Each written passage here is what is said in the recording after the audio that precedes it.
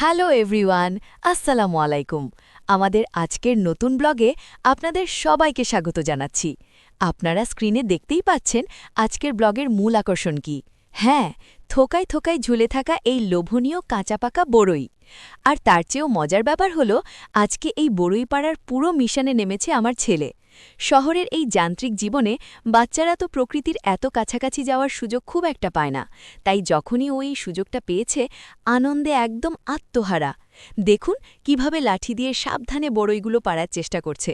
ওই যে কয়েকটা বড়ই নিচে পড়ল, আর ওর দৌড়ে গিয়ে সেগুলো কুড়ানোর দৃশ্যটা জাস্ট দেখার মতো। ওর মুখের এই নিষ্পাপ হাসিটা দেখলেই মনটা একদম ভরে যায়। ও তো বড়ই পাড়ার চেয়ে খাচ্ছেই বেশি। আমার ছেলেকে এভাবে বড়ই পাড়তে দেখে আজকে আমার নিজের ছোটবেলার কথা মনে পড়ে যাচ্ছে। স্কুল ছুটি হলেই আমরা কিভাবে গাছের ঢিল ছুঁড়ে বড়ই পাড়তাম, আর কে কয়টা বেশি কুড়াতে পারে সেই প্রতিযোগিতা চলত। আপনাদেরও কি এমন স্মৃতি আছে? গাছ থেকে একদম টাটকা বড়ই পেড়ে খাওয়ার যে একটা আলাদা স্বাদ আর শান্তি, সেটা আসলে বলে বোঝানোর মতো না। তো এই ছিল আমাদের আজকের ছোট্ট একটা আনন্দের মুহূর্ত। অনেকগুলো বড়ই পাড়া হলো। এখন আমরা এগুলো একসাথে বসে একটু লবণ আর কাসুন্দি মেখে খাবো।